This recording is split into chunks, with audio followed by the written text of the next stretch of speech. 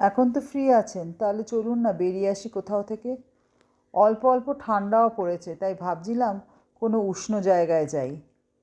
আপনাদের নিয়ে যাব আজ আরব্য রজনীর পাতায় পড়া মরুভূমি, সেখানকার মানুষ বেদুইন আর উট দেখতে। বেড়াতে যাওয়ার আগে আপনাদের সকলকে জানাই নমস্কার।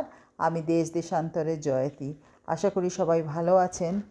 আজকে ভেবেছি আপনাদের বেড়াতে নিয়ে যাব মধ্যপ্রাচ্যে জর্ডানের মরুভূমি ওয়াদিরামে। ওয়াদিরাম খুব বিখ্যাত কেন বলুন তো? একে বলা হয় ল্যান্ড অফ মার্স বা পৃথিবীর বুকে মঙ্গল গ্রহ। কারণ এখানকার যে বালুকণা সেগুলোর রং লালচে হয়, আবার কোথাও কোথাও সাদা রঙের বালুকণাও দেখা যায়, তার জন্যে বলা হয় ভ্যালি অফ মুন। এটি একটি ইউনেস্কোর হেরিটেজ সাইট। আর একটা কথাও বলতে ভুলে গেছি, এখানে জনপ্রিয় অস্কারপ্রাপ্ত চলচ্চিত্র লরেন্স অফ অ্যারেবিয়ার শুটিং হয়েছিল। আমরা জর্ডানের ক্যাপিটাল সিটি আমান থেকে একদিনের জন্য রওনা হলাম ওয়াদিরামের উদ্দেশ্যে। বাস ছুটছে কনক্রিটের রাস্তার ওপর দিয়ে, আর দুপাশে মরুভূমি। যেতে যেতে তো আমার একটাই কথা মনে পড়ছে যে সৃষ্টিকর্তা আপন খেয়ালে যেন তুলির টানে কোথাও ছড়িয়ে দিয়েছেন পৃথিবীর বুকে সবুজ রং, কোথাও বা সাদা, কোথাও বা ধূসর রং দিয়ে ছবি এঁকেছেন। আমান থেকে ওয়াদিরাম যেতে পড়লো আমাদের প্রায় 3.5 ঘন্টার মতো। আর নিয়েছিলাম প্যাকেজ ট্যুর, তাই 70 জেডির মতো খরচ পড়লো, অর্থাৎ ইন্ডিয়ান কারেন্সিতে প্রায় 9-10 হাজার টাকার মতো হবে। 2 ঘন্টা বাস জার্নির পর আমাদের বাস থামলো এক পথের ধারে রেস্টুরেন্টে। লাঞ্চ সেরে সাথে টার্কিশ কফি খেয়ে ক্লান্তি দূর করলাম। এরপর আবার রওনা হলাম বাসে করে ওয়াদিরামের দিকে। ইতিমধ্যে আমরা পৌঁছে গেছি। এখন ঘড়িতে সময় বিকেল 5টা। দাঁড়ান, ব্যাগেজগুলো টেন্টে রেখে তাড়াতাড়ি করে সূর্যাস্ত দেখতে যাই, নয়তো ওদিকে আবার দেরি হয়ে যাবে। যাকে দেখার জন্য এত দূরে আসা।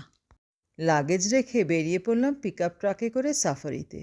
ওই যে দূরে দূরে রকগুলো দেখতে পাচ্ছেন, ওইগুলো সব লাইমস্টোনের।